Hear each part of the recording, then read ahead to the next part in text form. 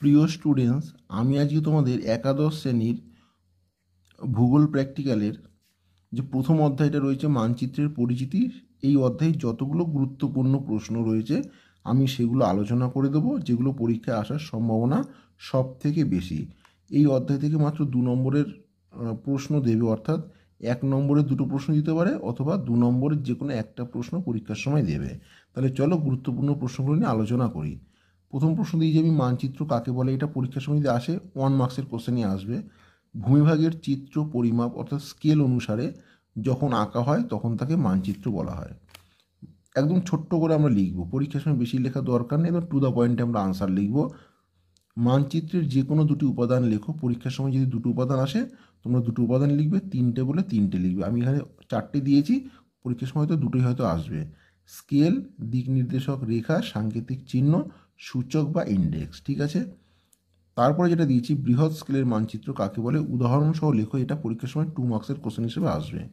কি বললাম, ছোট এলাকা বা অঞ্চলকে তুলনামূলকভাবে বড় করে দেখানোর মানচিত্রকে বৃহৎ স্কেলের মানচিত্র বলা হয়। উদাহরণ হলো মৌজা মানচিত্র। তারপর একটা ক্ষুদ্র স্কেলের মানচিত্র কাকে বলে, উদাহরণ সহ লেখো। এটা 2 মার্কসের কোশ্চেন। বড় এলাকা বা অঞ্চলকে তুলনামূলকভাবে ছোট করে দেখানোর মানচিত্রকে ক্ষুদ্র স্কেলের মানচিত্র বলে।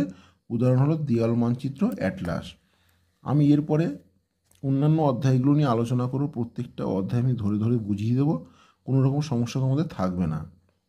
থিমেটিক মানচিত্র কাকে বলে, যে মানচিত্রে বিষয়মূলক তথ্যাদি প্রকাশিত হয় তাকে থিমেটিক মানচিত্র বলা হয়।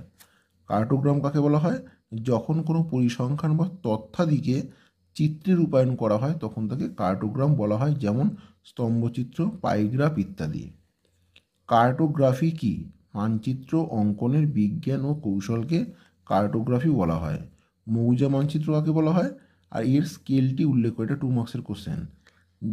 যে মানচিত্রে সম্পত্তির মালিকানা সীমারেখা দ্বারা চিহ্নিত থাকে এবং ভূমি ব্যবহার দাগ নম্বর অর্থাৎ জিএল নম্বর সহ থাকে তাকে মৌজা মানচিত্র বা ক্যাডাস্ট্রাল মানচিত্র বলা হয়।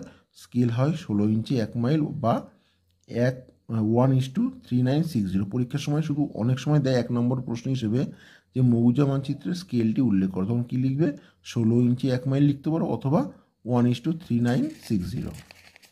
পরের প্রশ্নটা দেখেন কী আছে। মানচিত্রের 2টি ব্যবহার লেখো।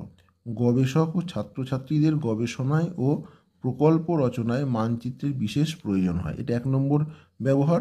2 নম্বর ব্যবহার, আঞ্চলিক ও নগর পরিকল্পনার ক্ষেত্রে সঠিক সিদ্ধান্ত গ্রহণের জন্য ভূ বৈচিত্র্যসূচক মানচিত্র ব্যবহার করা হয়। এছাড়া অন্যান্য অনেকগুলো ব্যবহার রয়েছে, আমি এখান দিয়ে 2টো ব্যবহার দিলাম। পরীক্ষার সময় 2টো ব্যবহারই পরীক্ষার সময় আসবে, 2 মার্কসের কোশ্চেন হিসাবে আসবে।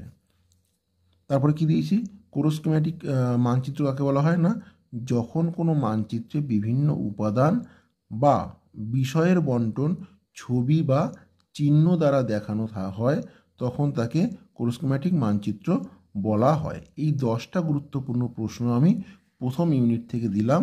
এর পরের ইউনিটে তোমাদের রয়েছে যে সমস্ত ইউনিটগুলো রয়েছে পরবর্তী সময়, প্রত্যেকটা ইউনিট ধরে ধরে আমি তোমাদেরকে বুঝিয়ে দেব। সকলে ভালো থাকো, সুস্থ থাকো।